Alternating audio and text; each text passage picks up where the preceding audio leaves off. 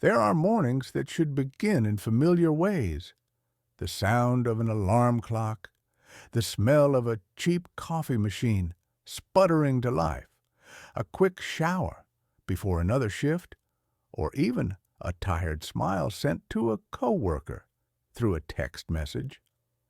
But in the early hours of September 8th, in the sunburnt city of Fairhaven, Arizona, one of those ordinary mornings simply never arrived. This is the story of Olivia West, a woman who lived in the blur between responsibility and ambition, who worked too much, slept too little, and still managed to keep a kind of hopefulness burning inside her. She wasn't a headline kind of person. She had nothing to do with danger, no enemies, no fights, no drama. She barely had time for anything beyond her 2 jobs and her graduate classes. And yet, it was her story, quiet, earnest, predictable, that would become one of the darkest mysteries Fairhaven had ever seen. Fairhaven is the kind of place most people drive straight through on the way to somewhere else.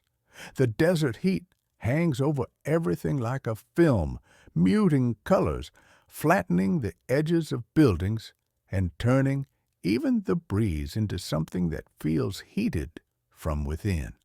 Olivia lived in a modest 2-bedroom apartment in the neighborhood of Maple Ridge, sharing the rent with a police officer who happened to also be her cousin's older brother, Ethan Wells.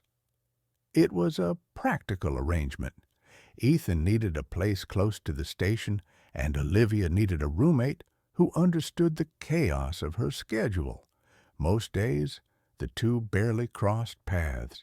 Someone was always coming or going. What's important about Olivia's life isn't just that she worked hard. It's that she carried herself in a way that made her absence immediately noticeable. People knew they could rely on her. If she had a shift at Sunmart Grocery, she would show up.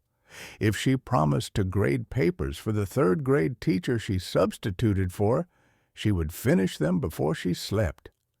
She didn't skip commitments, she didn't disappear, and she never ignored her phone. That's why, when her supervisor at the elementary school dialed her number that Tuesday morning, and it went straight to voicemail, there was a flicker of concern. When the call went out again and again with the same result, concern turned into worry. And when the school finally reached her cousin, Hannah Wells, the last person known to have seen Olivia alive, that worry hardened into a quiet, unmistakable alarm. But to understand why that alarm grew so fast, we have to go back just one night earlier, back to the final hours anyone remembers seeing Olivia happy, alive, and entirely unaware of what awaited her. Labor Day in Fairhaven always feels like the end of something, summer, long weekends, or the illusion that time is moving slowly. That day, Olivia joined Hannah and a small circle of friends at a house with a backyard pool in Arbor Hills. It wasn't a wild party.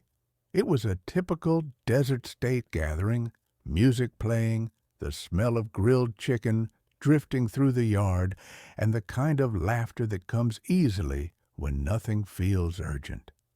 Even in moments of rest, Olivia had a habit of keeping one eye on the clock. She had an early shift the next morning and another shift later that night, and she reminded people of that more than once.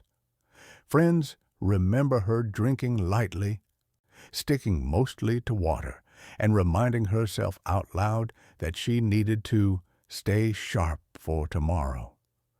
That was the kind of responsibility people admired her for, sometimes even teased her for. As the sun sank behind the palm trees and the pool lights flickered on, the group migrated to a small local diner, West Side Grill, a place known for greasy fries and late-night college crowds. Olivia ordered lightly again, Then after a while they ended up at a bar called Blue Lantern Tavern, playing pool as the night eased into early morning hours. Nothing strange happened. No arguments, no strangers hovering around their group, no shadowy figures lurking at the edges of the bar. It was just another night that should have ended like dozens before it. Around 1:30 a.m., Olivia walked Hannah to the curb outside her apartment. They stood under the orange glow of a street lamp, the kind that makes everything look softer than it really is. Hannah, seeing how tired Olivia looked, offered her a place to crash. It wasn't the first time she'd suggested it. Olivia smiled, hugged her cousin, and insisted, "I really need to get home. I have to feed the dogs, and I can't risk being late tomorrow." Those were the last words Hannah ever heard from her. From there, Olivia drove toward the Sun Valley Market 24/7 across town. She told Hannah earlier that evening she needed to stop for dog food before heading home. It should have been a quick stop, 10 minutes at most. And in a normal world, that's exactly what it would have been. But Fairhaven was not a normal world that night. Somewhere between that late-night grocery run and the next morning's missing person call, Olivia's life crossed paths with something or someone dangerous enough to take it from her. While Hannah was getting ready for work early the next morning, she felt the kind of silence that only comes when something is deeply wrong.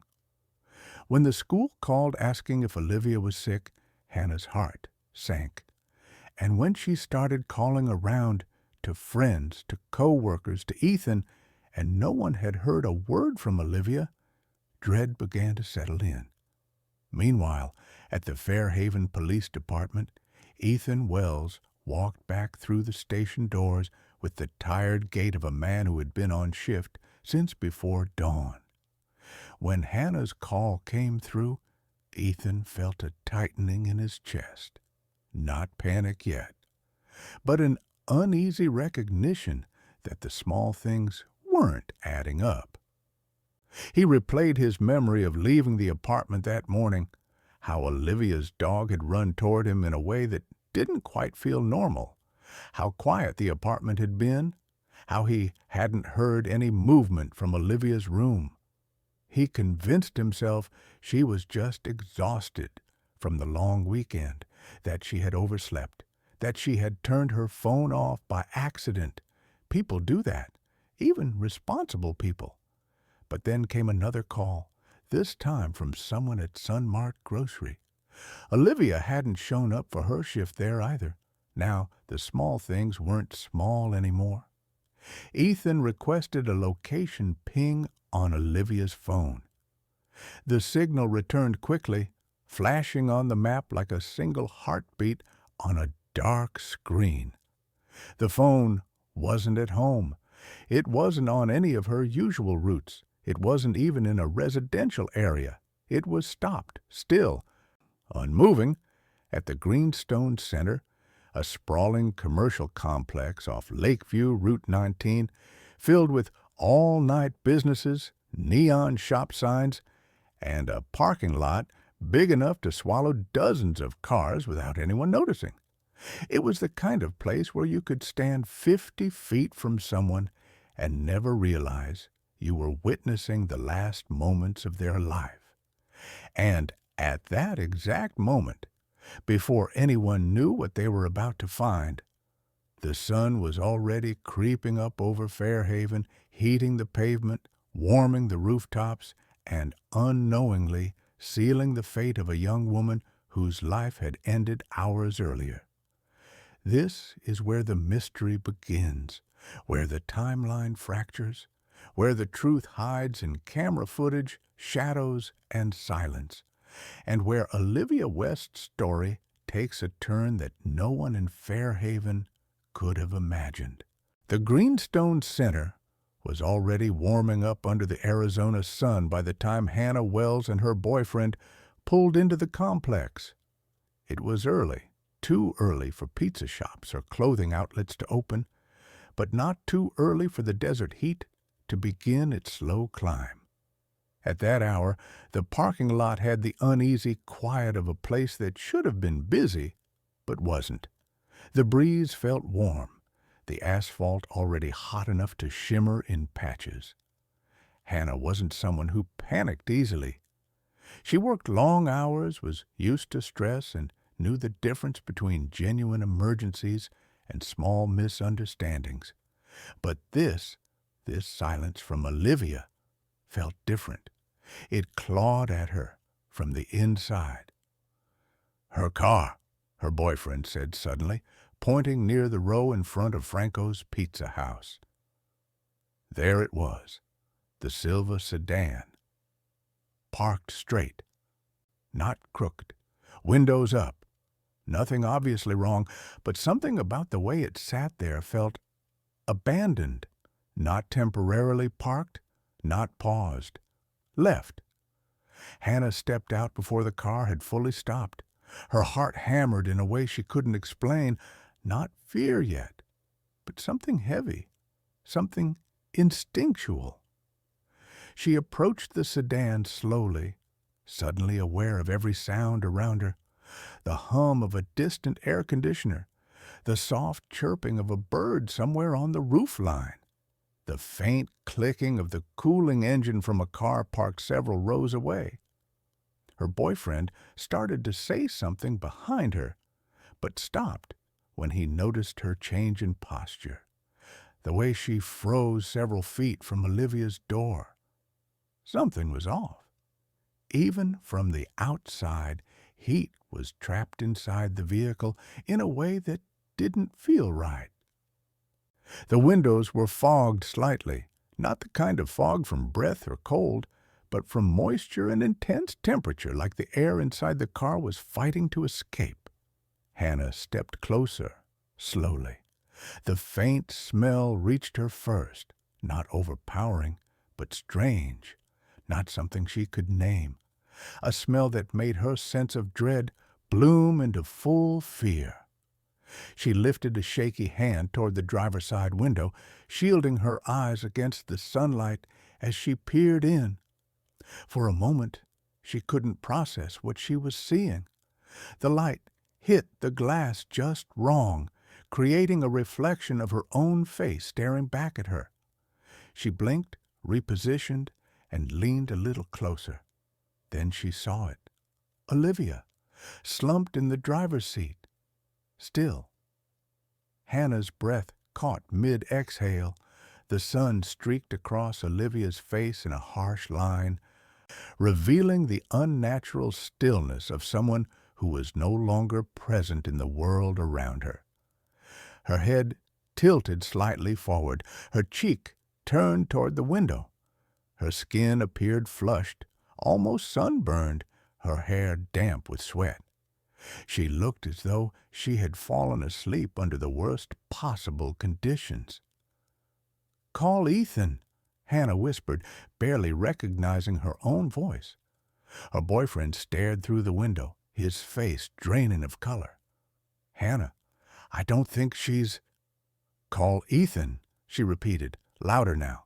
It was the only command her body could manage. As he dialed, Hannah stepped back, feeling something inside her collapse. She didn't scream. She didn't faint. She simply felt herself pulled inward as if the world around her had narrowed to a thin tunnel of heat and silence. Less than 10 minutes later, the sound of a Fairhaven police cruiser broke that silence. Officer Ethan Wells emerged before the car had even fully stopped, his face tight with concern. When he saw Hannah's expression, he already knew. He moved toward the sedan with a kind of trained restraint, half instinct, half duty. "Stay back," Ethan said gently, though his voice held a tremor. He peered through the window just as Hannah had. Even with years in law enforcement, nothing prepares you for seeing someone you know, someone you spoke to the day before, lifeless behind a windshield. Ethan radioed for backup, his tone clipped but steady. "Dispatch, this is Wells. I need immediate units at Greenstone Center. Possible deceased female inside vehicle. Request medical and crime scene." In minutes, the parking lot transformed. Yellow tape began to circle the sedan. Officers arrived and moved silently. Curious pedestrians slowed, sensing something was wrong, but kept their distance as word spread in soft murmurs. Hannah watched from a distance, arms wrapped around herself as if trying to keep from falling apart. The morning heat made everything surreal. The shimmering air, the bright glare, the faint hum of traffic beyond the complex. It didn't feel like the kind of setting where something terrible could happen. That contrast is what made it worse.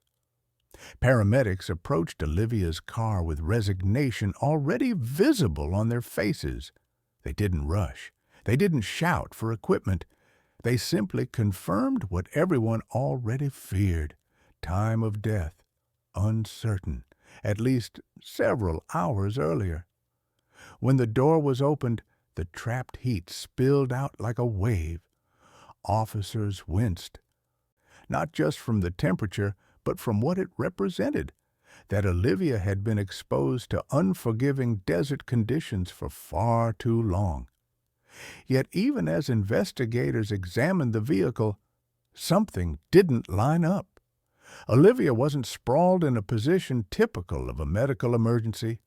She didn't look like she had collapsed mid-motion. Her seat was pushed far back, too far back for her height. And though nothing graphic was visible from outside, the officers' quiet exchanges made one thing clear. This was not a natural death. Something had happened inside that car long before the sun rose. Ethan forced himself to step aside as the crime scene team moved in. His role as investigator clashed painfully with his role as family. He couldn't allow himself to interfere, but he couldn't detach either. One officer approached him a few minutes later. "We'll need her personal items," he said. "Phone, keys, wallet, anything that helps us with the timeline." Ethan shook his head slowly. "Her phone's not here," he said. "We pinged it earlier. This is the last known location." The officer frowned. "Not here?" "No, not on her, not in the seat, not on the floor," Ethan said quietly. "Someone took it."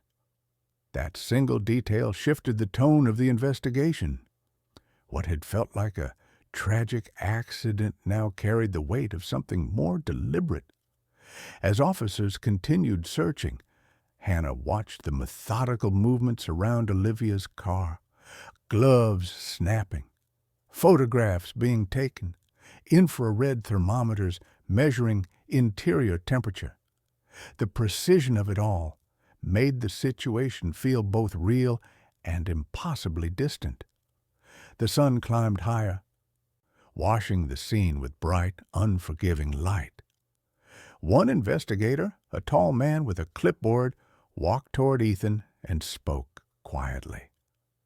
"We've identified bruising," he said.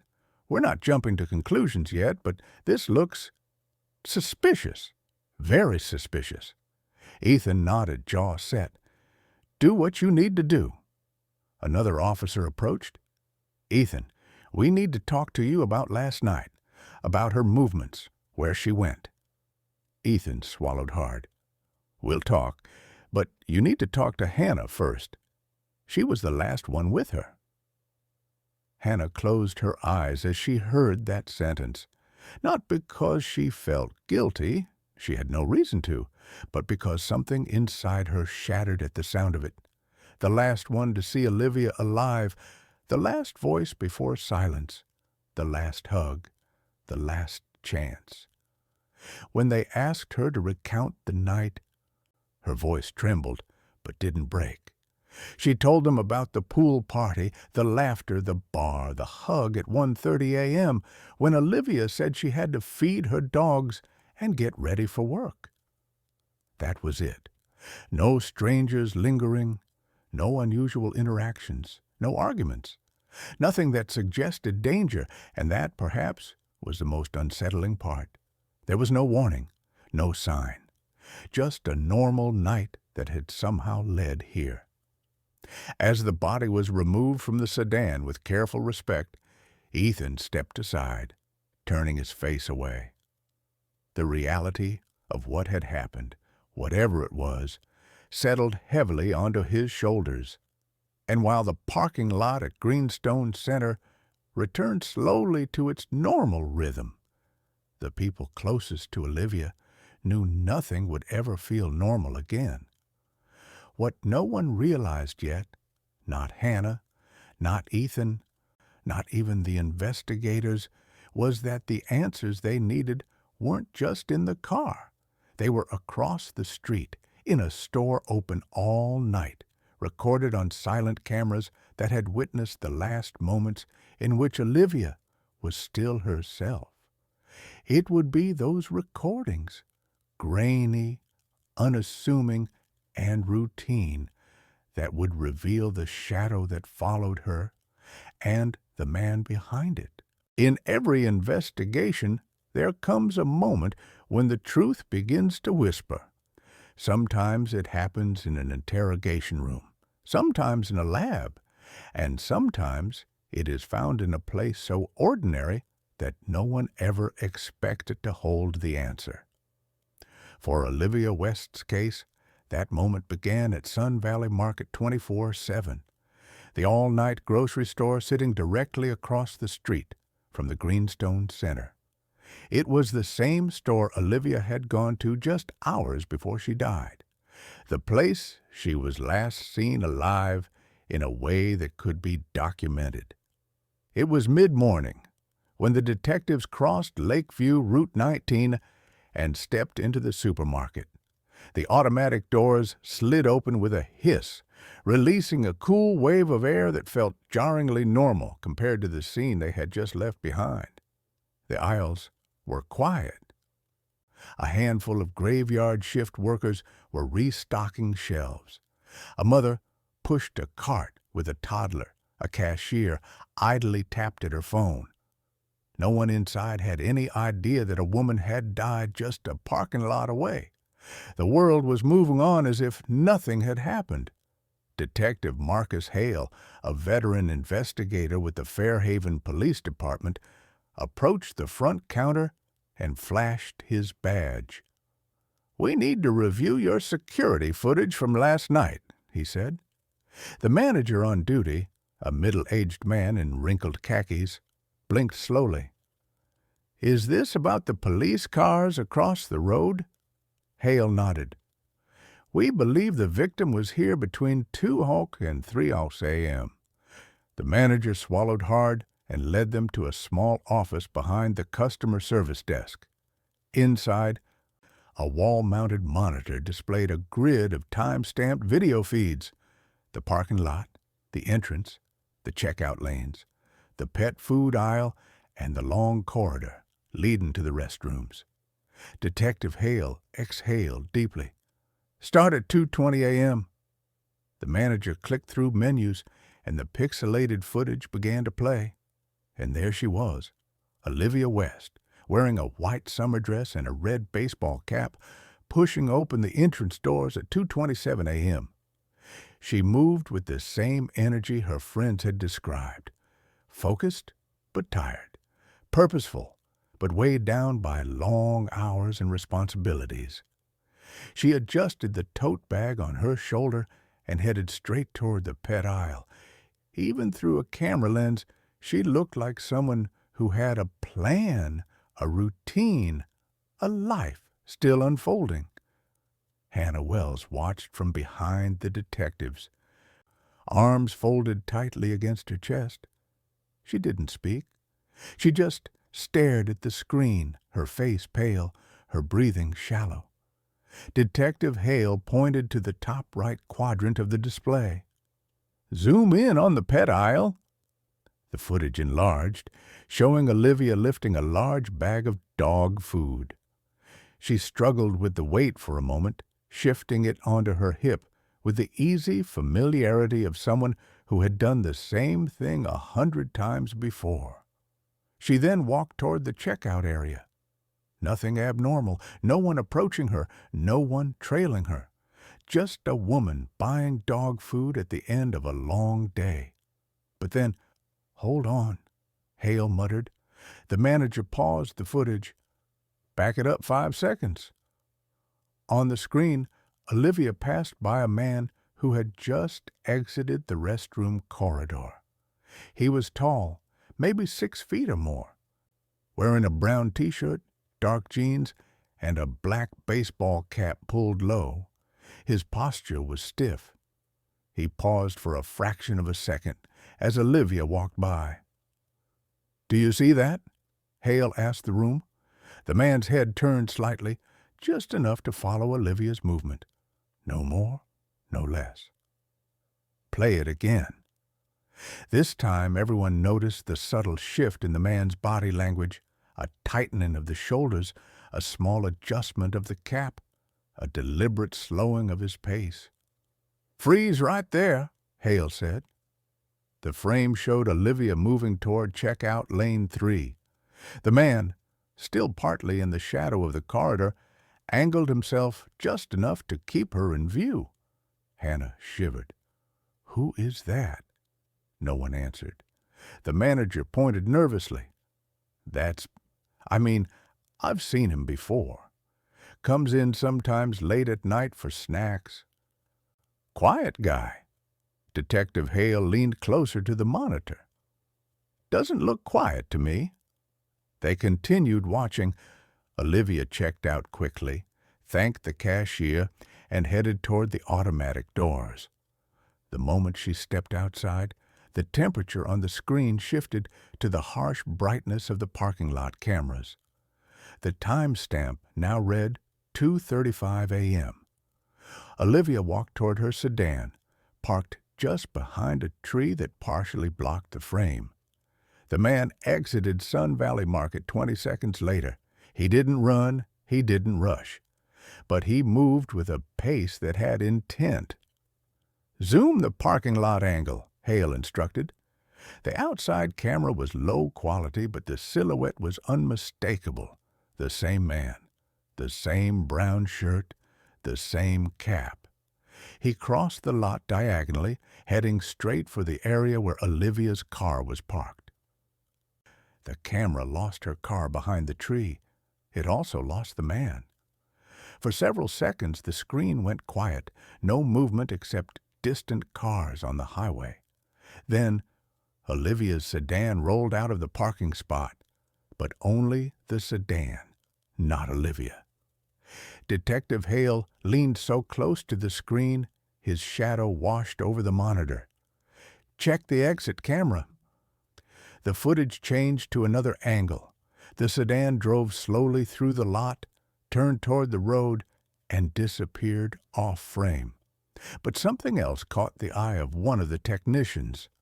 "Look there," she said, pointing at the corner of the screen, right side. A figure, barely visible, walking briskly back across the lot, heading toward the row where customers normally parked far from the store during busy hours. The figure approached a red pickup truck. A tall silhouette climbed in. The brake lights flickered, the truck reversed, paused, then drove off screen in the opposite direction. The room fell silent. Hannah let out a quiet gasp. "Is that the same man?" Detective Hale nodded slowly. "It matches the build, the timing, the behavior." He tapped the screen. "That's our person of interest." Ethan Wells clenched his jaw. He had been standing in the corner, torn between grief and duty, between wanting to mourn and wanting to hunt. Seeing the footage hardened something in him. "We need the plate number," he said. The manager shook his head. "Angle's too low. The camera doesn't catch plates in that section of the lot." "Then we enhance it," Ethan said. "We'll try," Hale replied, "but this video isn't high resolution. It might take time." Hannah wrapped her arms tighter around herself, forcing her voice to steady. "So he followed her? Just like that? No confrontation inside? No argument?" "Some predators don't make noise," Hale said gently. "Sometimes the silence is the clue." They rewound the footage again and again, studying every tiny movement. The way the man slowed as Olivia passed, the way he lingered by the doors, the deliberate distance he kept behind her, the disappearance behind the tree line, the reappearance 20 minutes later, alone, calm, leaving in the truck. Detective Hale finally straightened up and exhaled. "This wasn't random," he said. "He was watching her." Ethan nodded, his eyes cold. "We're going to find him." But while the detectives were certain they had just witnessed the turning point in the case, they still didn't know the man's name. They didn't know he lived less than a mile from the market. They didn't know he'd been in trouble before. They didn't know he was about to become the central figure in one of Fairhaven's darkest stories. They only knew one thing. Somebody followed Olivia West that night, and the cameras had just revealed his silhouette. What they didn't know yet, what no one in that room could have predicted, was that the next clue would come from a woman who loved someone involved more than she realized. And she was about to make a phone call that would change everything. When detectives left Sun Valley Market with copies of the surveillance footage, there was a quiet heaviness in the air, a sense that the case had just shifted into a new phase. The man in the brown T-shirt was no longer a shadow, no longer a flicker in the corner of a grainy frame. He was real. He existed. And he had followed Olivia West straight out of the store. Yet they still didn't know his name. Back at Fairhaven Police Headquarters, Detective Marcus Hale spread the printed screenshots across a large evidence board, connecting strings between timestamps, store angles, and the blurred silhouette of the red pickup truck. The office was filled with the low hum of air conditioning, the shuffling of papers, and the quiet tension of a team racing against time. "Look at the way he moved," Hale muttered to Ethan Wells, who watched from behind him. No hesitation, no confusion. He knew exactly where she parked. Ethan kept his arms crossed. He had barely slept. Every detail they uncovered about the man who followed Olivia tightened the coil of anger in his chest. "Predatory," Ethan said under his breath. "He locked onto her." Hale nodded. This wasn't coincidence. He wasn't shopping. He was waiting. The red truck was their best lead, but the footage was too blurry to pull a plate number, too angled to give anything distinctive beyond the model and color. They needed more, another angle, another witness, something that would put a name to the man who walked out of the store 20 seconds behind Olivia. They didn't know the breakthrough was already on its way. The phone call.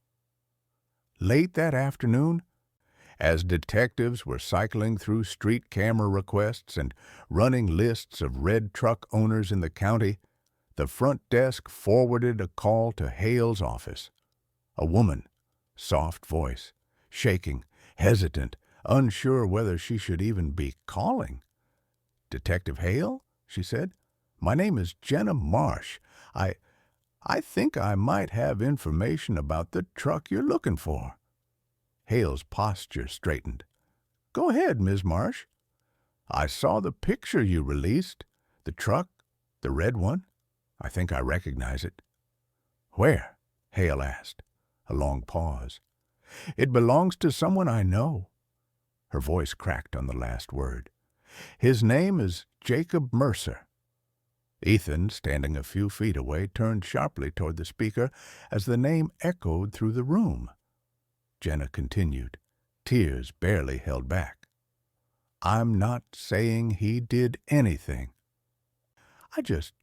He was supposed to come by our apartment early this morning. He didn't show, and that isn't like him."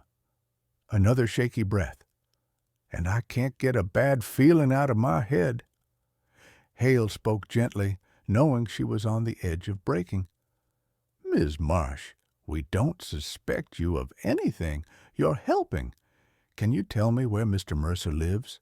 She told him, a modest duplex less than a mile from Sun Valley Market. "Detective, please be careful," she whispered. "Jacob gets strange when he's under stress." And with that, the first true lead in the case clicked into place. At Mercer's house, the sun was still high when 2 patrol units and Detective Hale rolled into the small cul-de-sac where Jacob Mercer lived. It was the kind of neighborhood where kids' bikes lay in front yards and trash cans sat crooked on the curb. But that afternoon, it felt eerily still. Mercer's red truck was in the driveway, freshly washed, freshly altered. Hale noticed it immediately. New black spray paint covering the chrome bumper, uneven in places, still smelling faintly of chemicals. Someone had tried to change its appearance recently. Ethan stood beside Hale, jaw clenched. "He knew we'd be looking." "Let's find out why," Hale replied. They approached the house. Ethan knocked hard. The door opened slowly, revealing Jacob Mercer, 37 years old, angular face, pale skin, dark eyes that didn't blink quite enough. He wore a gray hoodie, and his hair was unkempt, as if he hadn't slept or had slept too deeply. Behind him, the house was dimly lit, sterile, quiet. "Jacob Mercer?" Hale asked. Mercer nodded. "We'd like to ask you a few questions about last night." Jacob didn't flinch, didn't panic. In fact, he almost seemed resigned. He stepped aside, letting them in. The living room was sparsely furnished. A couch, a lamp, a small coffee table, but something felt off, too clean, too empty, like a room someone had wiped down in a hurry. Ethan saw it too. "Mr. Mercer," Hale began, "do you know a woman named Olivia West?" Jacob paused. Then, with unsettling calm, he said, "Yes, I've met her." Hale's eyebrows lifted. This was unexpected. Too easy. "How do you know her?" Hale asked. Jacob scratched his jaw. "We met on a dating site. We talked a bit, decided to meet up at the Sun Valley Market last night." Hannah, who had insisted on coming but stayed outside with an officer, would later describe this moment as the one that made her feel physically cold. Olivia would have told someone if she were meeting a man late at night. She never met strangers without telling friends first. She simply wasn't that kind of person. Inside the living room, Hale kept his composure. "You met her there?" he asked. "At what time?" "Around 12:30 or 1, Jacob said casually. Hale leaned back. "And then?" Jacob shrugged. "We talked, took a drive, spent some time together. She dropped me back off at the shopping center, told me she needed to go home to her dogs." It was a neat story. Too neat, and entirely inconsistent with the footage. Hale let the silence hang, watching Jacob fidget. "We have video," Hale said finally.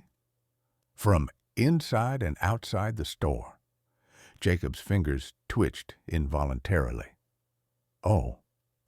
You didn't meet her inside the store," Hale continued. "You didn't walk in together. You didn't speak to her. She didn't recognize you. She never looked for you, and you never approached her. But you did follow her." Jacob's mouth tightened. "You followed her into the lot." Hale said quietly. And then her car left the camera's view with someone inside who wasn't her. For the first time since answering the door, Jacob Mercer's expression shifted. Just a flicker. Fear, calculation, something darker. But it was enough. Ethan stepped forward, voice low and steady. "Where were you between 2:30 and 6 a.m., Jacob?" Jacob swallowed hard. I went for gas." "That gas station takes debit cards," Ethan said. "Olivia's debit card was used there." Jacob blinked. "I didn't. She gave it to me. Wrote the pin on my hand." It was a lie so thin it practically evaporated in the air. Hale stood up. "Jacob Mercer, we're taking you to the station for further questioning." As the cuffs clicked around his wrists, Jacob didn't resist. But he did look up, briefly, his eyes flat, hollow, almost like he had accepted this moment days ago.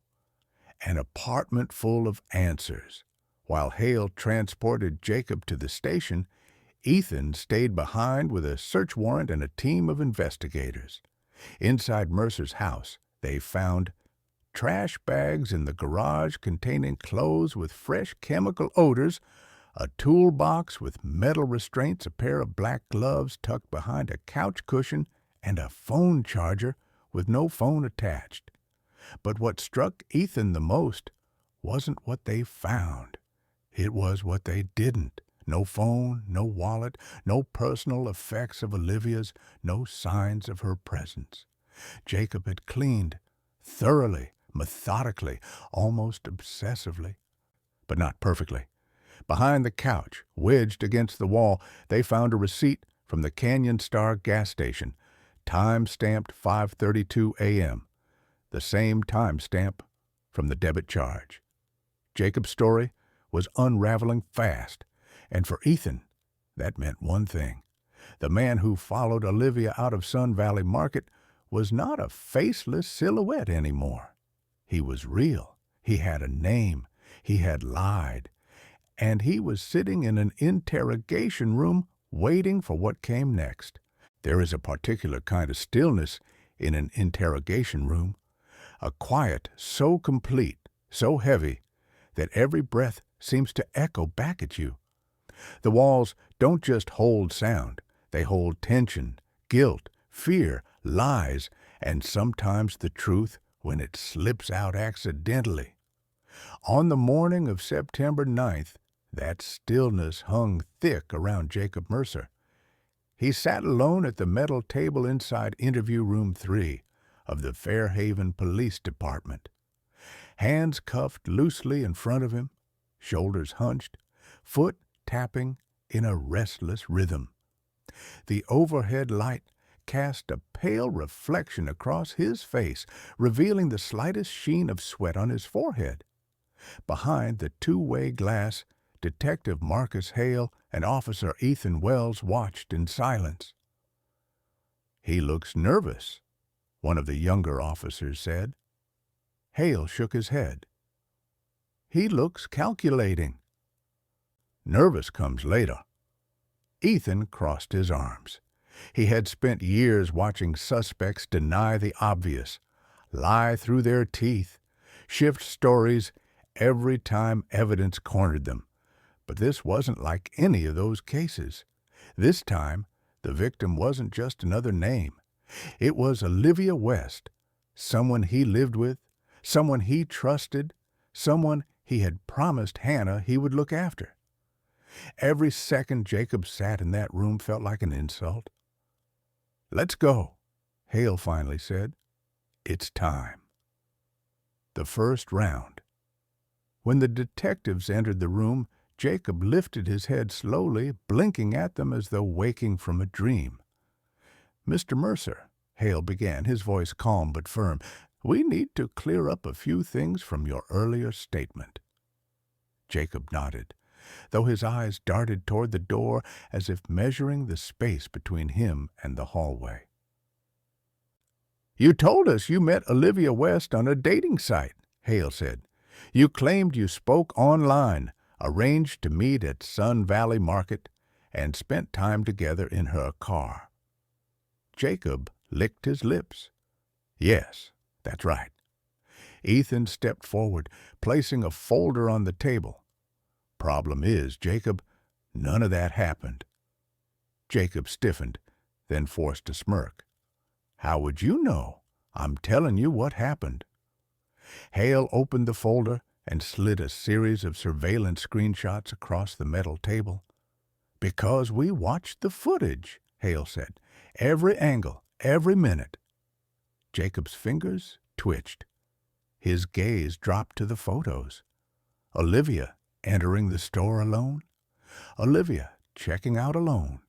The restroom corridor. And Jacob watching her, not meeting her, not greeting her, not speaking to her. Watching. Jacob swallowed hard. You were 20 seconds behind her, Hale continued.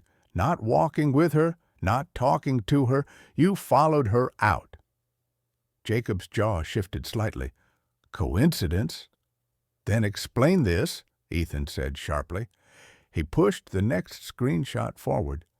The blurry image of someone stepping into Olivia's sedan, the car pulling out, and then the red pickup truck leaving 20 minutes later. Jacob tried to keep his face neutral, but there was a flicker, a tiny crack, barely noticeable, but enough. That's not me, he whispered. Hale leaned back in his chair. Funny, because your girlfriend recognized your truck immediately, and your bumper still smells like fresh paint. Jacob's breathing changed, not panicked, controlled, measured, almost like he was adjusting to a new strategy. The shifting story, after a long silence. Jacob leaned forward. Fine, he said. We did meet, but not like you're saying. She drove me to a park. We talked, that's all. Ethan's jaw tightened. Hale didn't blink. And then what? Hale asked evenly. She dropped me back at the shopping center, told me she needed to get home.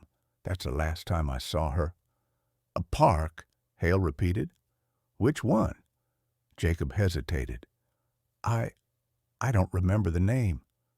You don't remember where you spent time with a woman who was found dead hours later? Jacob's lips parted, but nothing came out. Hale pressed on gently, almost softly, the way someone speaks right before they close a trap. What about the gas station, Jacob? The gas station? The Canyon Star Station, Ethan said. Your receipt was in your house, and at 5:32 a.m., someone used Olivia's debit card there. Jacob blinked rapidly. She gave it to me. Why? To get gas. And she wrote the PIN on your hand? Ethan asked, voice flat. Yes, Jacob said quickly, too quickly. Ethan leaned in. Show me. Jacob paused. Ethan didn't blink. Show me. With a shaky motion, Jacob lifted his hand to reveal nothing but clean skin. Hale's voice remained calm. Where's the writing? Jacob glanced down. I washed it off. When? This morning. Before or after you repainted your bumper? Jacob flinched, and there it was, a crack, a visible one, the kind detectives live for. The silence that followed. It was at that moment Jacob's demeanor changed. No more smirking, no more half-truths. His shoulders sagged, and he leaned back against the chair as if sudden exhaustion had washed over him. Jacob, Hale said quietly, we need the truth. Jacob stared at the table, unmoving, the room filled with the faint hum of the overhead light. Were you in a car? Hale asked. No answer. Did you follow her from the store? Silence. Did you see her after 2:35 a.m.? Jacob closed his eyes. That was it. The moment the interrogation shifted from conversation to confirmation. Hale exhaled, stood up, and signaled the camera off. They had what they needed for now. Not a confession, but lies. And lies, when stacked carefully, become evidence. As Hale prepared paperwork for charges of obstruction and providing false information, Ethan stayed in the room for a moment, watching Jacob through the glass. In another life, Jacob could have been just another man in another neighborhood. But in this life, in this story, he was the last person known to have been with Olivia, and until they uncovered the rest, he was the center of the storm. The search continues. While Jacob was processed and held for further questioning, the investigative team returned to his duplex with a detailed warrant. Every drawer, every cabinet, every storage bin, every corner of the garage, they combed through it all. What they found was not a smoking gun, but something far more telling: the absence of normalcy. No mail, no receipts older than a few days, no personal clutter, no trace of spontaneity or routine, a house scrubbed of personality or of anything that might tie him to someone else. Yet even in the cleanest home, truth hides in the smallest places. A glove wedged behind a couch cushion, a torn piece of duct tape under the kitchen trash bag, a faint chemical smell rising from a bin in the garage. Individually, meaningless. Together, forming a pattern. And then came the most important item, the gas station receipt, time-stamped 5:32 a.m. The moment they found it, Ethan exhaled slowly. "That's him," he whispered. Not officially, not yet. But he knew. Hale knew too. "You don't repaint a bumper," Hale said, "unless you think someone will link it to a crime." "And you don't lie about meeting someone," Ethan added, "unless the truth is worse." The beginning of the build-up. By late evening, the evidence board in the squad room had doubled in size. The timeline stretched across 3 walls. Olivia at the pool party, Olivia at the diner, Olivia at Blue Lantern Tavern, Olivia entering Sun Valley Market, Jacob watching Jacob following, the car leaving, the truck leaving the gas station, the lies, the alterations, the silence. Piece by piece, the story was forming, not in a straight line, but in a shape that detectives recognized, a predatory pattern. All they needed now was one more break, one more voice, one more piece of truth. And they would get it from someone who had always known that something about Jacob wasn't right. Someone who loved him, feared him, and finally could no longer carry the weight of what she suspected. A woman named Jenna Marsh. And her testimony would change everything. There are moments in an investigation when the truth doesn't arrive with a dramatic confession or a breakthrough piece of evidence. Instead, it walks in quietly, hesitant, uncertain, almost fragile, and yet it has the power to shift the weight of an entire case. For the investigation into Olivia West's death, that moment came from a woman who was never supposed to be part of the story. Her name was Jenna Marsh. Her voice had already trembled through a phone call that pointed detectives toward Jacob Mercer, but what she hadn't told them yet, what she couldn't bring herself to say over the phone, was the part that truly mattered. And that's why, early the next morning, she walked into the Fairhaven Police Department. The woman who couldn't sleep. The lobby was nearly empty when Jenna entered. She clutched a worn canvas bag with both hands, her fingers tightening around the straps each time the automatic door clicked shut behind her. Her face carried the kind of tiredness that had nothing to do with sleep. Dark circles beneath her eyes, lips pressed into a thin line, posture stiff with dread.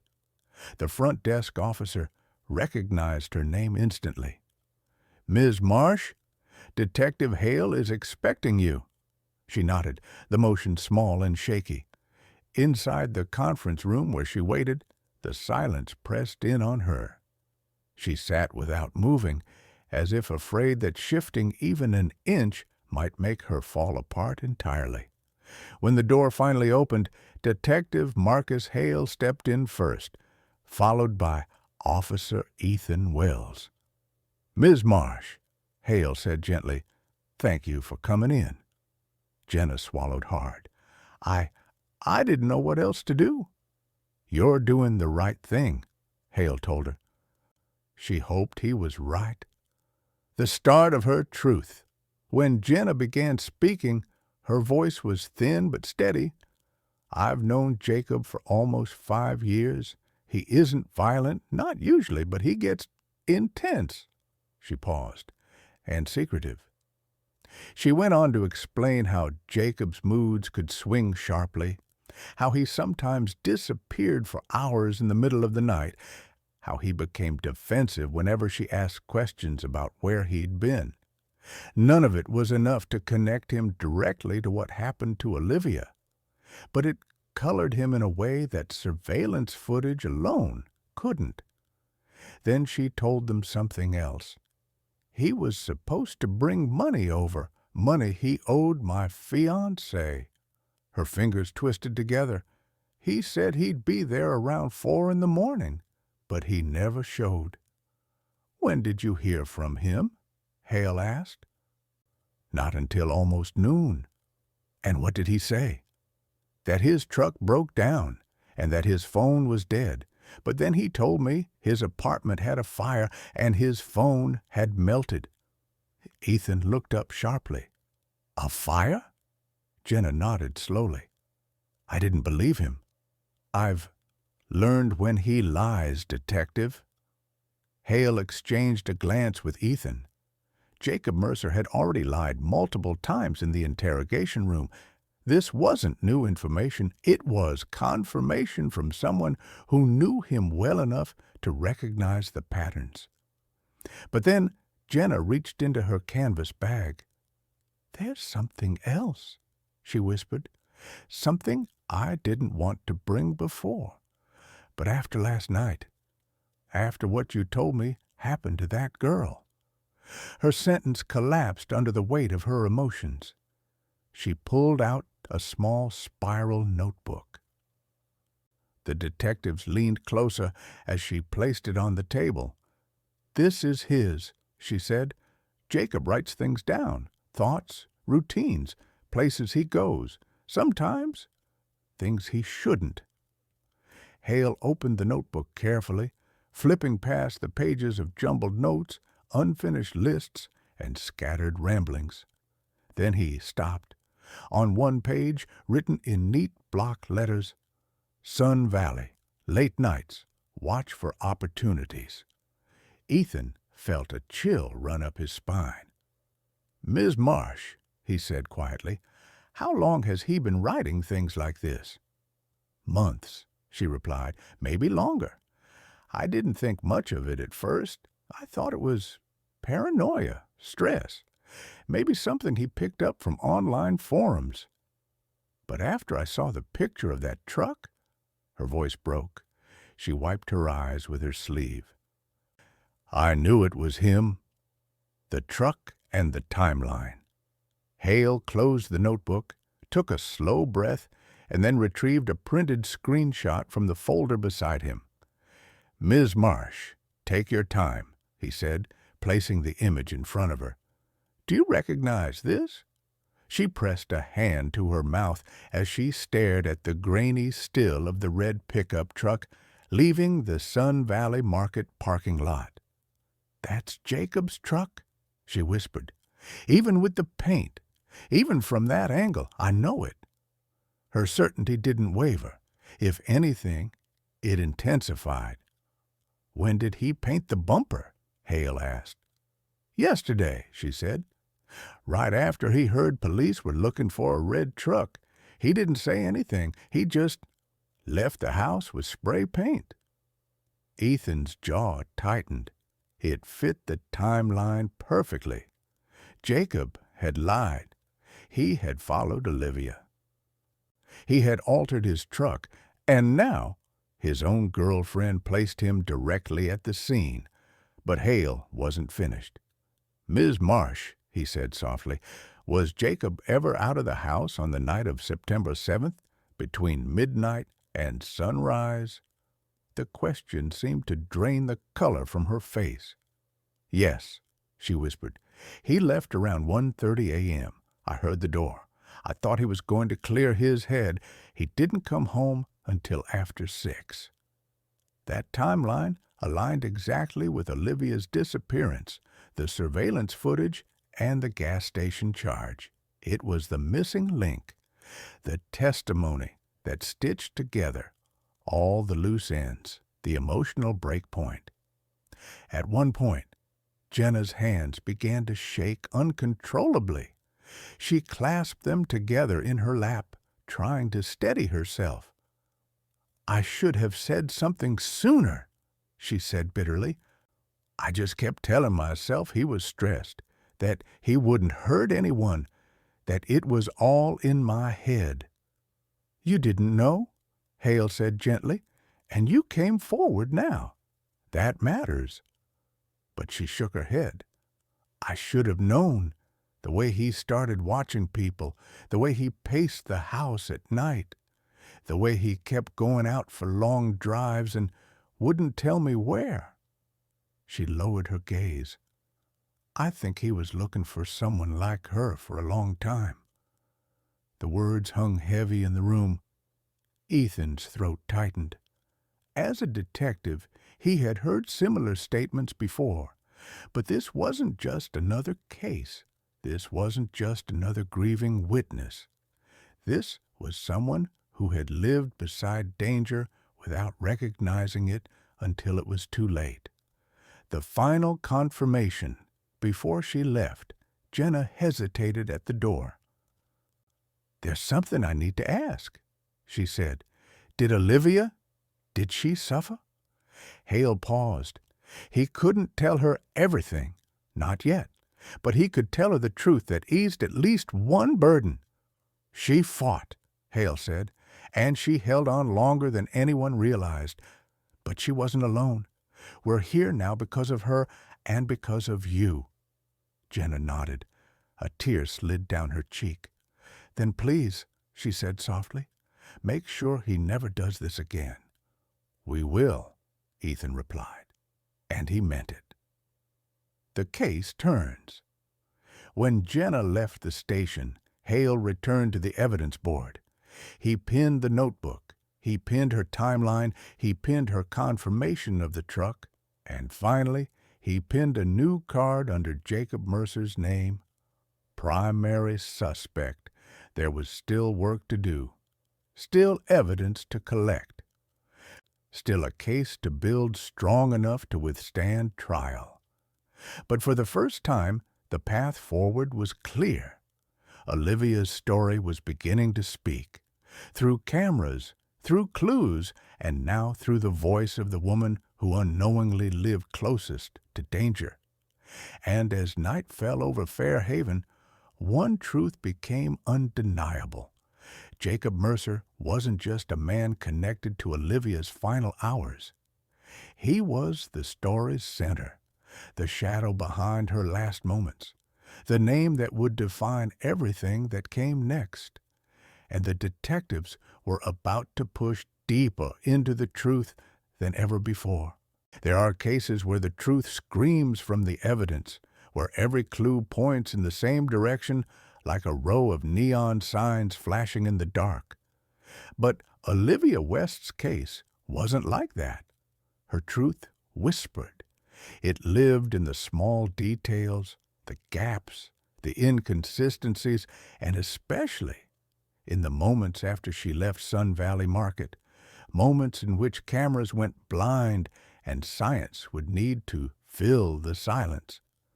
While detectives pieced together the human part of the story through Jenna Marsh's testimony, another team across town at the Redstone County Forensic Lab was starting the part of the investigation that no one ever wants to think about, the autopsy.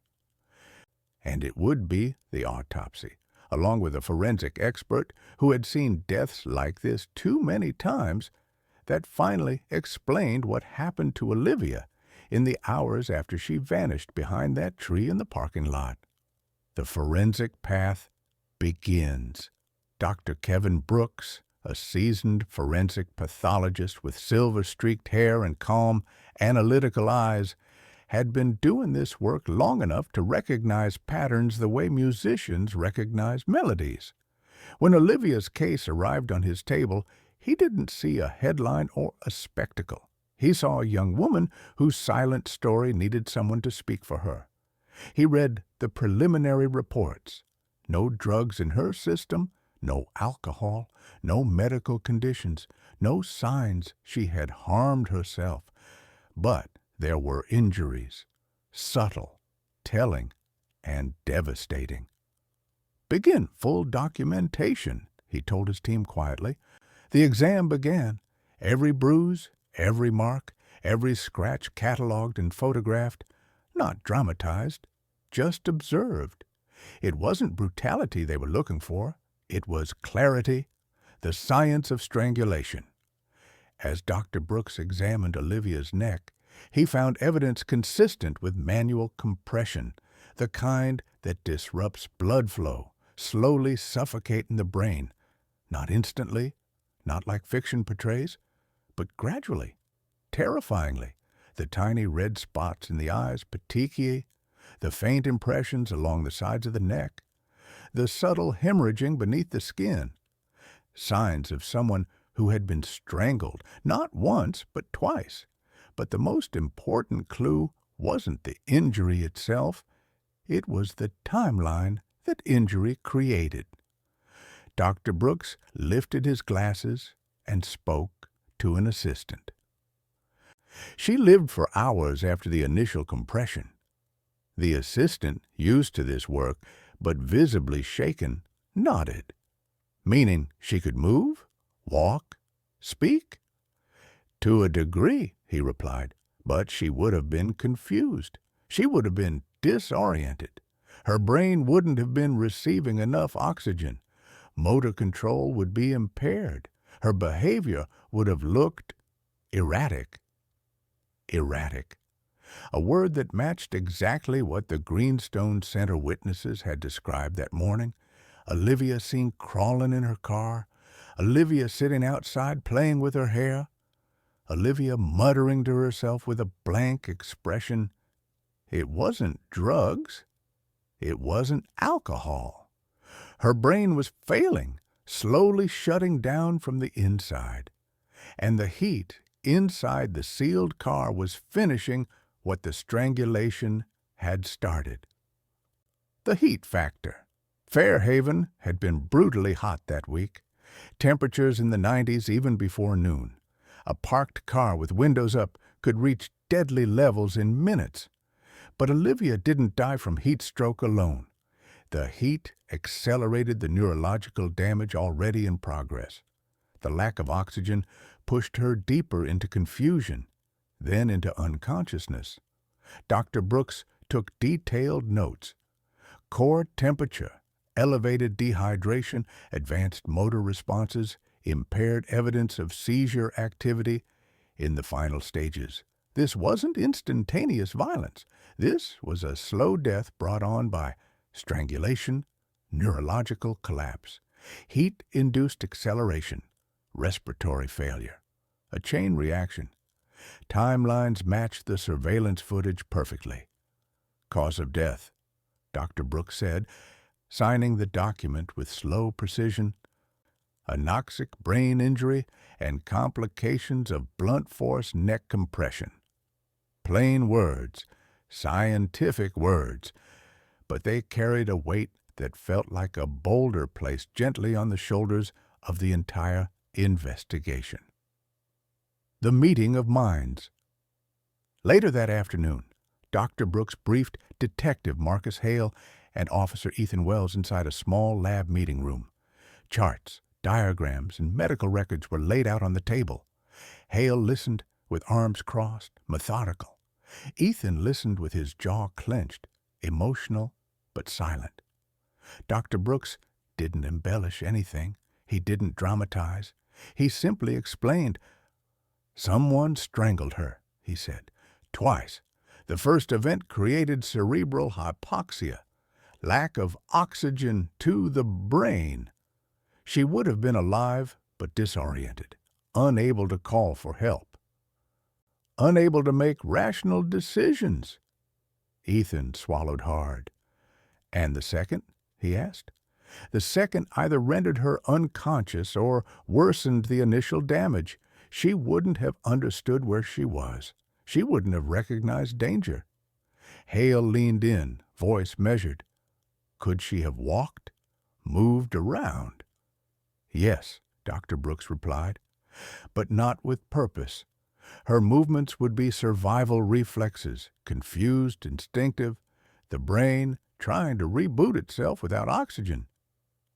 "And the heat?" Hale asked. That was the tipping point.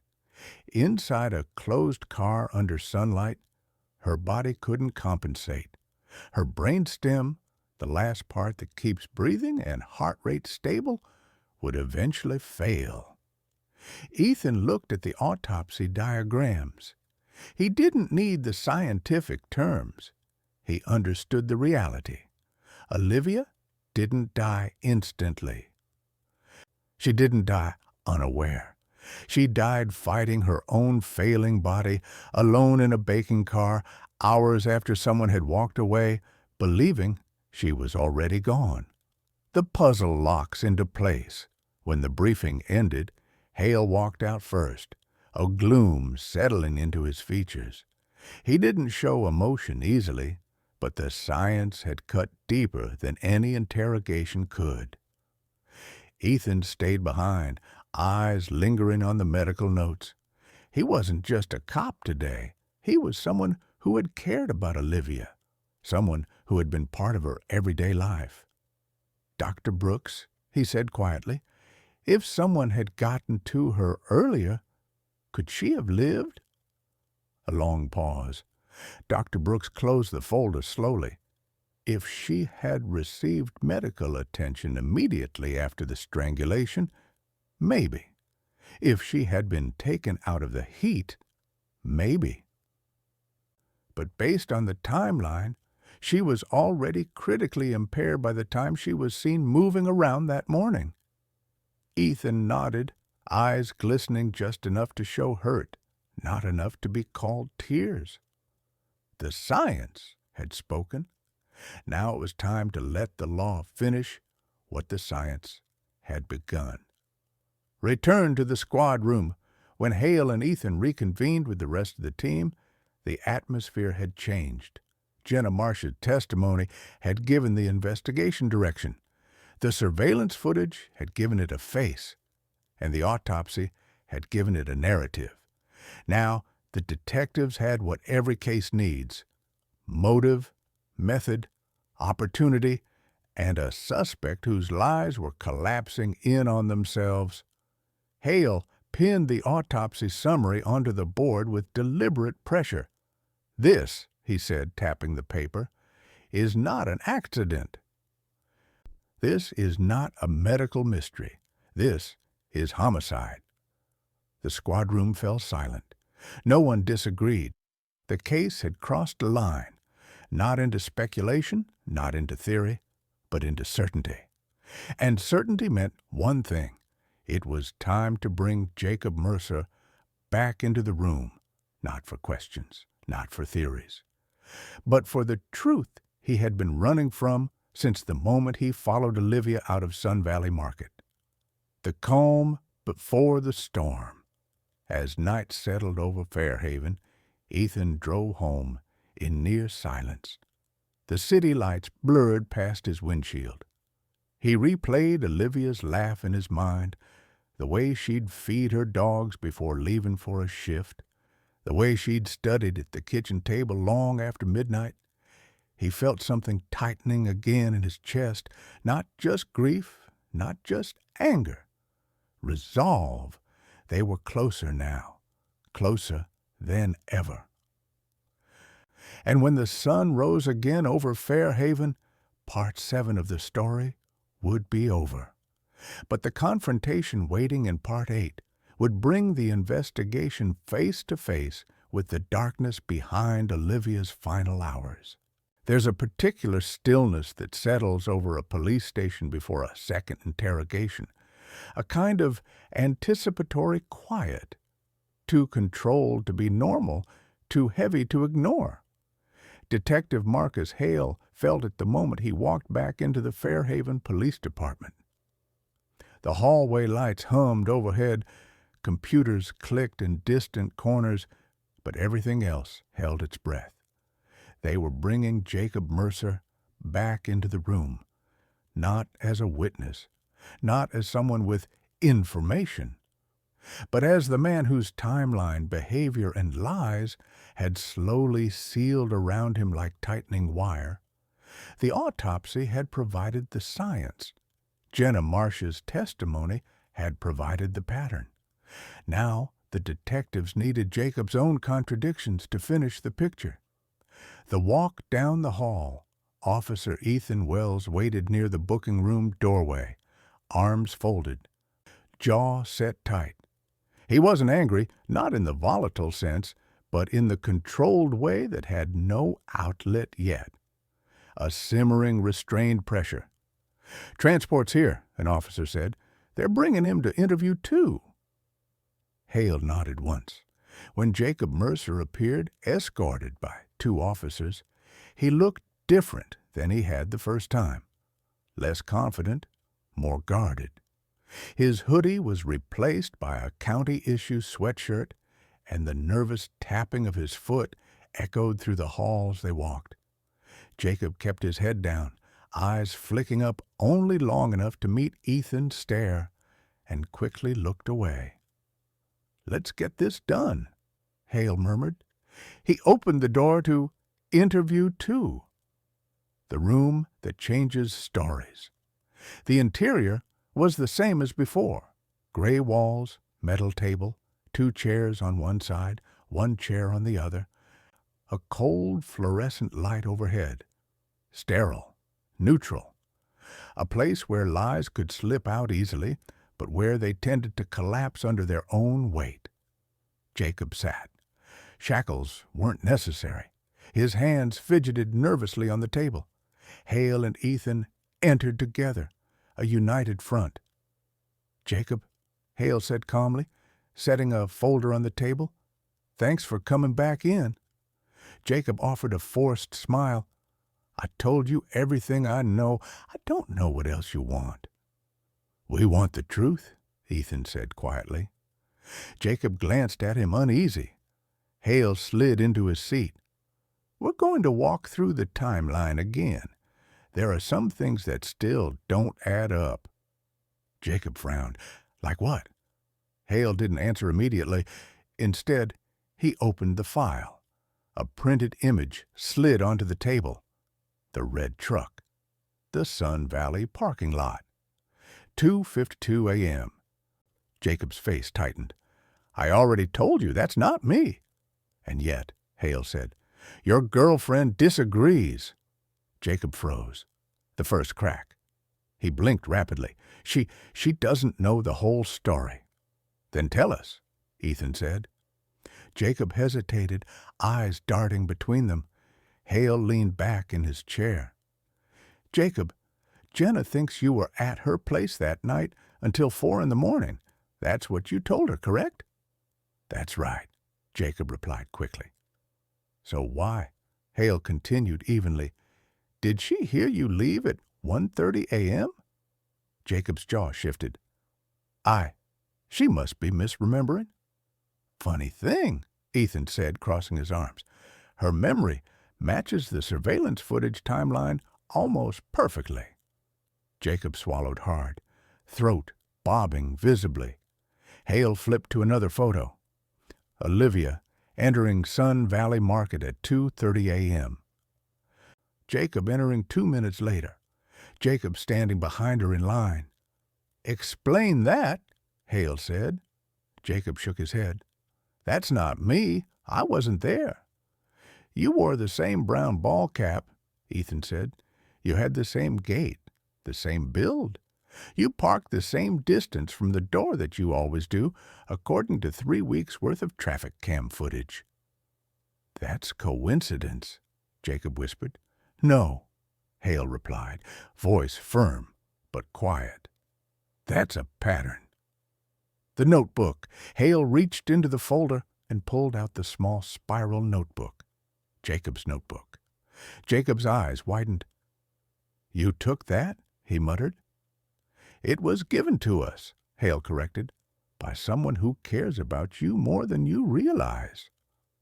Jacob suddenly exhaled in frustration, rubbing his face with both hands. She shouldn't have taken that. Those were private thoughts. Hale tapped the page with the tip of his pen. Watch for opportunities. Late nights. Sun Valley. Jacob slammed his hand against the arm of the chair, not violently, but in agitation. That's not what it sounds like. Then what is it? Ethan asked. Jacob hesitated, the silence stretching thin. The second crack. I was observing people, he finally said. Why? Hale asked. Jacob shrugged helplessly. I don't know. I walk a lot at night. I see things. I write things down. It helps me calm my mind. Ethan leaned forward. Jacob, were you observing Olivia? Jacob shook his head too fast. No, I didn't even know her. And yet, Hale said slowly, you were following her as she walked to her car. Jacob's breath hitched. I wasn't following her, he said defensively. I was going in the same direction. 20 seconds behind her, Hale clarified, matching her pace, then speeding up. Jacob's eyes flickered. Coincidence? Hale opened the next set of documents. These are statements from 3 employees at Greenstone Center. They saw Olivia alive, disoriented, acting strangely. Jacob frowned. So? What does that have to do with me? Everything, Ethan said quietly, because you were the last person seen approaching her car. The forensic tension. Hale laid the autopsy summary on the table. Clean, printed, clinical. We know now, he said, that Olivia didn't die right away. She survived for hours, but her brain was severely damaged from strangulation. Jacob's head jerked up. Strangulation? I didn't. No one said you did. Hale cut in. We're presenting facts. Jacob opened his mouth, then closed it again. Here's what the science tells us, Hale continued, voice low and unwavering. Someone attacked her. Someone caused her brain to lose oxygen. Someone left her believing she was dead. Jacob flinched. And that someone, Ethan added, used her debit card 20 minutes later. Jacob shook his head fiercely. She let me borrow it. She wrote the pin on my hand. Hale's pen stopped mid-air. Jacob, you're forgetting something. Jacob froze. We checked both your computers, Hale said. Your messages, your browser history, the dating site you claimed you used to meet her. You've never visited it, not once. Jacob's lips trembled. You made that entire story up, Hale said softly. Didn't you? Jacob's breathing grew louder. I didn't kill her, he said, voice cracking. I didn't. I was just... Ethan leaned forward. Jacob, we're not asking if you intended to hurt her. Jacob's chest rose and fell in shallow waves. We're asking what happened in that car. The silence that speaks. Jacob didn't answer, but his silence, tight, trembling, choking the space between them, was loud enough to shake the room. Hale watched him carefully. You know what Jenna told us? Jacob didn't look up. She said you were changing, watching people, following them, leaving the house at odd hours. Still no response. She said the Jacob she knew wouldn't hurt someone, Hale continued. But the Jacob she's seen lately, she's not sure of. Jacob's face twisted as if a wire were tightening around him. You think I'm some kind of monster, he whispered. No, Hale replied quietly. I think something happened that night that you haven't been honest about." Jacob's fingers dug into his palms. "I didn't mean—" He stopped. "She wasn't supposed to." Ethan and Hale exchanged a quick glance. It wasn't an admission, not yet, but it was the closest he had come. The shift in the room. Hale leaned forward, voice steady. "Jacob, you followed her to her car. You got in. Something happened. Maybe you panicked. Maybe it wasn't intentional. But Olivia deserves the truth." Jacob's chin quivered. Ethan spoke softly, compassion cutting through the tension. "She was still alive for hours, Jacob. She could have lived if someone had helped her." Jacob's eyes suddenly filled with a kind of terrified realization, as if he didn't know she had lived that long, as if the weight of what that meant was only now sinking in. He let out a single, broken whisper. "She was alive?" Hale nodded slowly. "Yes." Jacob swallowed hard, tears gathering at the edges of his eyes. I thought she was gone." The silence that followed was the heaviest of the entire investigation, not because of what Jacob said, but because of everything it implied, and because the detectives knew. The story was no longer about whether Jacob was involved. It was now about understanding how deep that involvement went, and what he would say next. There's a moment in every interrogation when the atmosphere inside the room changes, not because someone confesses, but because someone finally realizes there is no path left except the truth. For Jacob Mercer, that moment arrived the instant he whispered, "She was alive?" The words had slipped out of him, instinctive, unguarded, raw. And in that single crack of honesty, everything shifted. Detective Marcus Hale didn't push immediately. He let the silence settle. He let Jacob feel its weight. Because silence, when used correctly, is one of the sharpest tools an investigator has. Jacob stared down at the table, breathing uneven. He looked like a man who had been walking blind through his own lies, and had suddenly run into a wall he didn't expect. Hale leaned back in his chair, voice measured. "Jacob, we need to go through the rest of that night. Every detail. No more stories, no more versions." Jacob rubbed his hands across his face. He didn't nod, but he didn't resist either. He was unraveling, and unraveling men talk. The timeline begins to fill. Hale folded his hands on the table. "Start from the moment you walked into Sun Valley Market." Jacob didn't speak at first. He swallowed hard, staring at the metal surface as if the truth were hiding somewhere in its reflection. "I wasn't planning anything," he finally muttered. "I swear to God I wasn't." "Tell us what you were planning," Ethan said quietly. Jacob shrugged helplessly. "I don't know. I walk at night, I think. I clear my head. I saw the lights on at Sun Valley, so I went inside." "Why'd you follow her?" Hale asked. Jacob looked up sharply. "I didn't follow her." "In the footage, you're 20 seconds behind her," Hale reminded him. "That doesn't mean I was following her." "Jacob," Ethan said gently, "you sped up when she sped up. You stopped when she stopped. You turned when she turned." Jacob's mouth opened, but no defense came out. He dropped his eyes. "I just noticed her," he whispered. The admission was quiet, but it mattered. Hale made a mental note.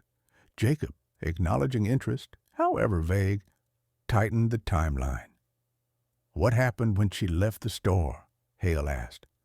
Jacob exhaled shakily, voice small, almost adolescent. "She went to her car. I thought maybe she'd say something, or hold the door, or look at me, something. And when she didn't?" His fingers twisted nervously. I walked after her. The tree and the blind spot. Hale slid a photograph across the table, the large oak tree blocking the camera's view of Olivia's car. "Why'd you stop behind the tree?" he asked. Jacob blinked. I didn't want her to see me, not at first." "You hid?" Ethan asked. "No," Jacob said sharply, then softer. "Not exactly. I just didn't want to look weird."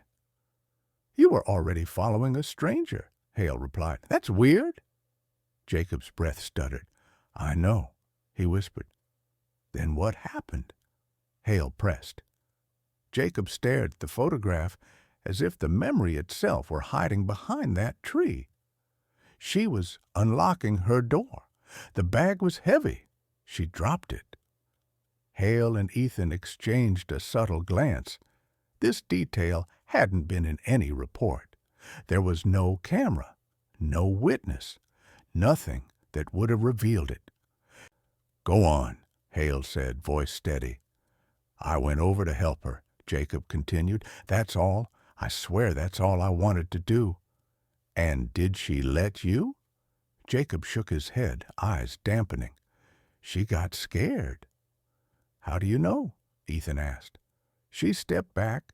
She kept saying she was fine. She didn't want me near her." "And then?" Hale asked. Jacob hesitated too long. Ethan leaned forward. "Jacob, she tried to get in the car. I put my hand out. I told her I just wanted to help." "Why did she need your help?" Hale asked. "I don't know," Jacob snapped. "I wasn't thinking. I just didn't want her to leave like I wasn't even there." There it was. Not a confession. But motive. Primitive. Emotional.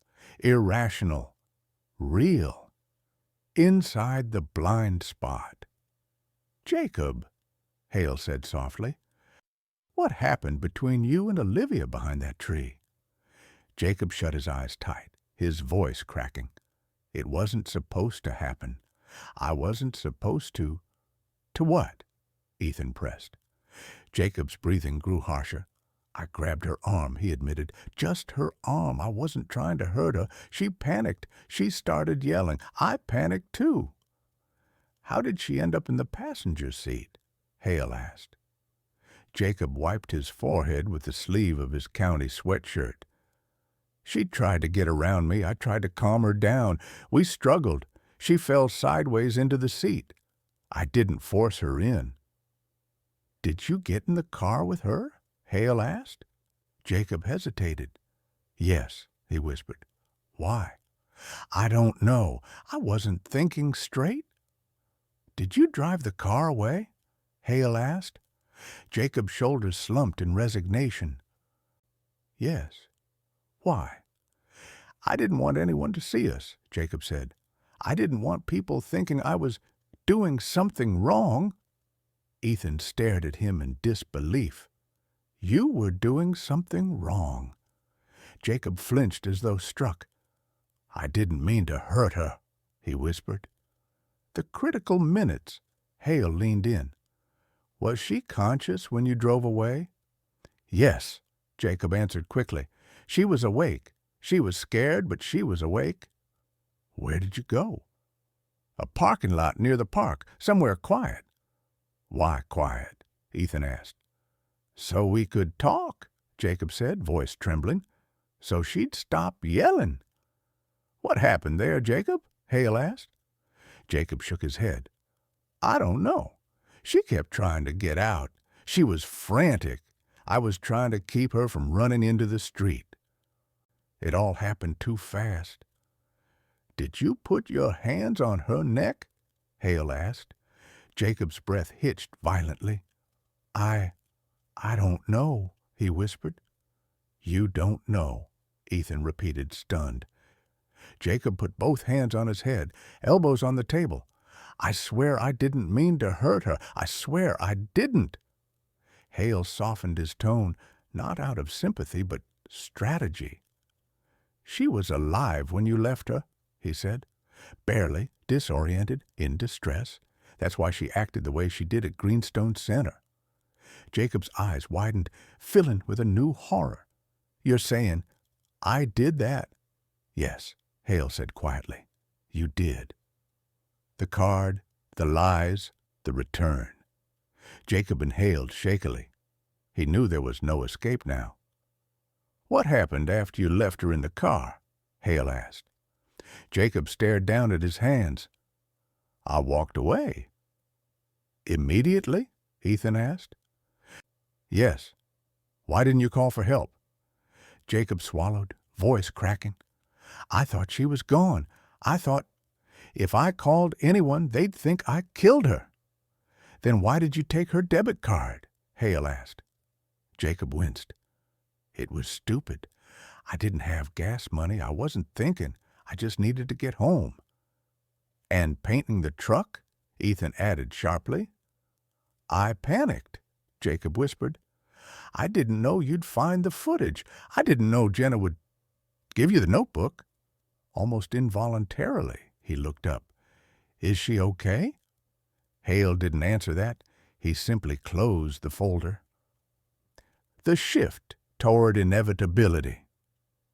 There was no confession of intent, no dramatic outburst, no theatrical slam of the table, just a man slowly realizing he had undone his entire life by telling the truth halfway and lying the rest of the way. Hale stood.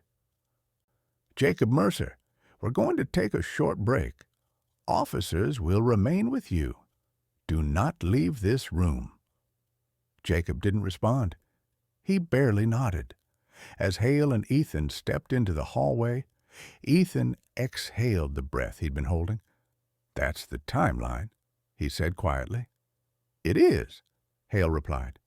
"Not the whole story yet, but enough." "Enough to charge him?" Ethan asked. Hale didn't hesitate. "More than enough." And as they walked down the corridor, the investigation entered its final stage: intent, causation, and the legal framework that would determine Jacob Mercer's fate. Olivia's voice had been silent for days, but through science, testimony, and Jacob's own fractured truth, she was finally being heard. There are days when an investigation moves like a slow river, steady, predictable, following the path carved by evidence. And then there are days like the one that followed Jacob Mercer's unraveling in the interrogation room. Days when every piece of evidence, every word spoken, every small inconsistency suddenly aligns into a single, unavoidable conclusion. Detective Marcus Hale felt at the moment he stepped out of the interview room the case was reaching its breaking point. Jacob had not confessed, not fully. He hadn't said the words, he hadn't admitted intent, but he had done something just as important. He had removed the last veil between truth and responsibility. Now it was time to tie the final knots. The team regroups in the squad room. The investigative team had gathered around the large board covered with maps, screenshots, notes, and the clean clinical autopsy summary. The hum of computers filled the air. Phones rang periodically. But beneath it all lay a deeper energy, a current of clarity and inevitability. Hale approached the board, Ethan following behind him. "Where do we stand?" Hale asked. Detective Priya Lawson, who had been handling digital forensics, handed him a file. "Phone analysis," she said. "Finished this morning. You'll want to see it." Hale opened the folder and scanned. Jacob's phone, recovered days earlier from inside a drawer in his apartment, told a story far different from the one he'd tried to spin in the interview room. Search history, deleted messages, late-night forums, location pings that matched his movements. And most damaging of all, multiple checks of Olivia West's name in the hours after she was found unresponsive in her car. Hale closed the file quietly. It was all there. "Anything else?" he asked. Priya hesitated. "Yes. We finally pulled the full gas station footage. Ethan stepped closer. More than the still shot? Yes, she said. Much more. The gas station footage. In the digital lab, the lights were low, and the glow from the large monitor painted everyone in cool tones. Priya queued up the footage. Ethan folded his arms tightly. Hale braced himself. The grainy timestamp appeared. 5:17 a.m. Bright Fuel gas station. Olivia's debit card was used at pump 3, and now, for the first time, they had motion footage, not just a still frame. The video began. Jacob stepped out of his truck, same cap, same gait, same outfit seen at Sun Valley. No hesitation, no urgency, calm, almost casual. He slid the card into the pump, pressed the buttons, fueled the truck. Everything about his body language said one thing. He believed Olivia was already gone. Ethan's jaw tightened. He didn't even look around. Guilt looks different on different people, Priya murmured. No, Ethan replied quietly. This wasn't guilt. This was certainty. Hale paused the video. Download it, he said. The DA will want all of this. The interview room. Round 3. When Hale and Ethan returned to the interrogation room, Jacob looked different again. More defeated, more hollow. His eyes were red-rimmed from crying at some point during the break. His knee bounced rapidly beneath the table. Hale set the gas station footage in front of him. Recognize this? Jacob looked at the screenshot, then dropped his gaze to the table. Yes. Your card? Ethan asked. Yes. After you left Olivia in the lot? Jacob swallowed hard. Yes. Why didn't you call 911? Hale asked. Jacob shook his head helplessly. I told you, I thought Jacob, Hale cut in, we have her autopsy. She was alive for hours. Hours! Jacob pressed both hands over his face again. I didn't know, he whispered. Exactly, Ethan said, because you walked away. You never checked. Jacob didn't argue. He didn't try to reason or twist the narrative. Not anymore. He just let the truth sink in. It was heavier than anything he had carried before. The non-confession, confession. Hale switched tactics, not aggressive, not emotional, just precise. Jacob, he said calmly, what happened behind the tree was not planned. We understand that. You panicked. You made a terrible choice, but you need to tell us. Did you put your hands on her neck? Jacob's voice cracked. I don't remember. I swear. I was trying to keep her in the car. She was screaming. I just wanted her to calm down. There are marks, Hale said. There's evidence of compression. Jacob sobbed quietly, not dramatically, but in the way a grown man breaks when he knows the truth is no longer something he can outrun. I didn't mean to, he whispered. I didn't mean to hurt her. It wasn't intentional, Hale said. We're not saying it was. But you caused it, Ethan added softly. Jacob nodded slowly. And though he never said the actual words, never uttered, I did it, everyone in the room knew this was a confession in every way that mattered. The charge by early afternoon, the paperwork was ready. The DA arrived with a legal team. Jacob's public defender was brought in. The room where charges are read isn't dramatic. There's no gavel, no judge, just a table, signatures, and a man hearing the words that will define the rest of his life. Jacob Mercer, you are being charged with felony kidnapping, aggravated assault, and second-degree murder. He didn't speak. He simply stared down at the cuffs around his wrists. His attorney placed a hand on his shoulder, but Jacob didn't react. Outside the room, Ethan and Hale stood in the hallway. You okay? Hale asked. Ethan inhaled slowly.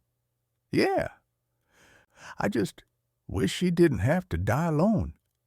Hale didn't respond at first. Then he said quietly, "She wasn't alone. Not really. Everyone who worked on this case is with her now. And we made sure her story didn't disappear." The final pieces of the night. With Jacob in custody, the team still had to finalize the reconstruction of the night. 2:30 a.m. Olivia enters Sun Valley Market. 2:32 a.m. Jacob enters behind her. 2:36 a.m. Olivia leaves with dog food. 2:37 a.m. Jacob follows at a distance. 2:38 a.m. Both reach her car behind the oak tree. Estimated 2:38, 2:42 a.m. Struggle occurs unseen. 2:42 a.m. Jacob drives the car away with Olivia inside. Approximately 3 a.m. He leaves her in the car at Greenstone Center.